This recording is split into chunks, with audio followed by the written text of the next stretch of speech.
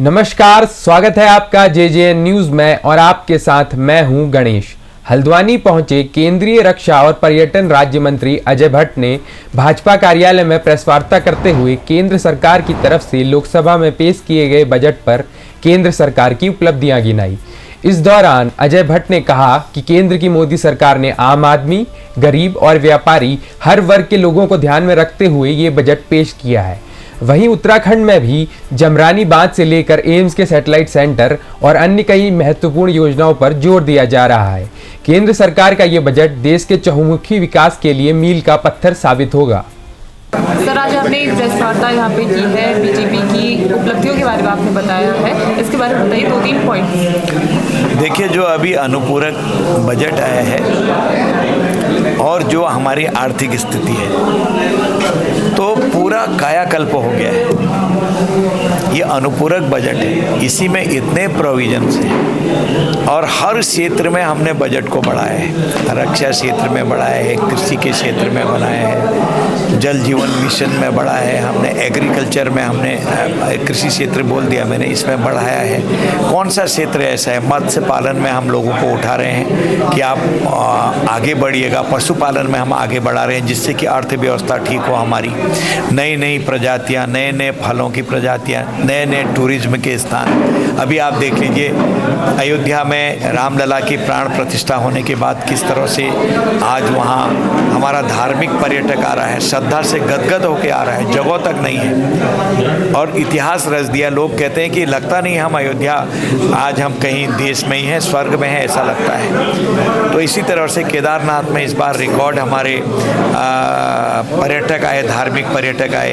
महाकाल में आप देख रहे हैं, महाकाल के दर्शन करने के लिए बनारस में यानी कि काशी में बहुत बड़ा धार्मिक पर्यटक आ रहा है। पर्यटन क्षेत्र में भी हम आगे बढ़ रहे हैं, तो हर तरफ से पर्यटन क्षेत्र को भी अच्छी धनराशि मिली है, कहीं पर कोई कमी नहीं है और हम बचत कर रहे हैं हर जगह से।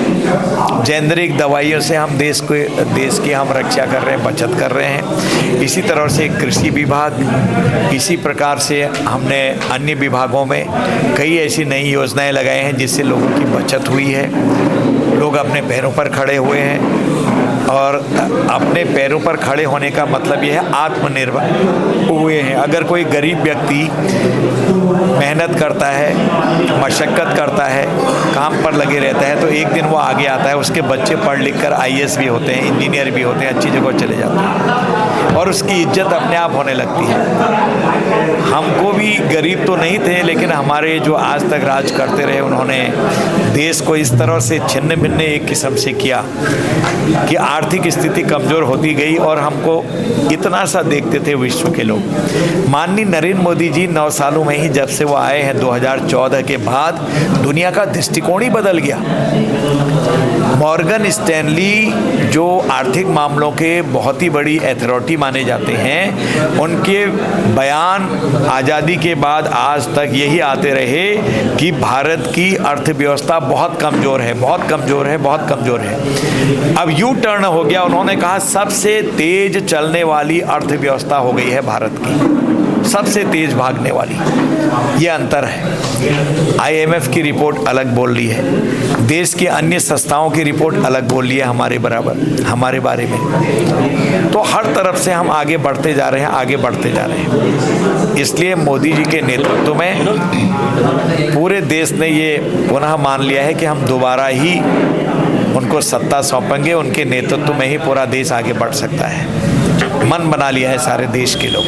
अभी कुछ ही दिनों में लोकसभा चुनाव की जो तारीख है वो नज़दीक आ जाएगी। लोकसभा चुनाव में बीजेपी किस तरह से तैयारियों में जुटी हुई है? पूरी तैयारियां हैं हमारी। हम तो जब से चाहे जीतें, चाहे जीतने से रह जाएं, उसके दूसरे दिन से तैयारियां रहती हैं। हमारे कार्यकर्ता जगह जगह जाते हैं, सेवा भाव से काम करते हैं, लोगों के दुख, दर्द, सुख हर जगह पर बांटते हैं, उनकी कोई समस्याएं हैं समाधान करते हैं। तो यह हमारा नेचर है हमारे कार्यकर्ताओं का।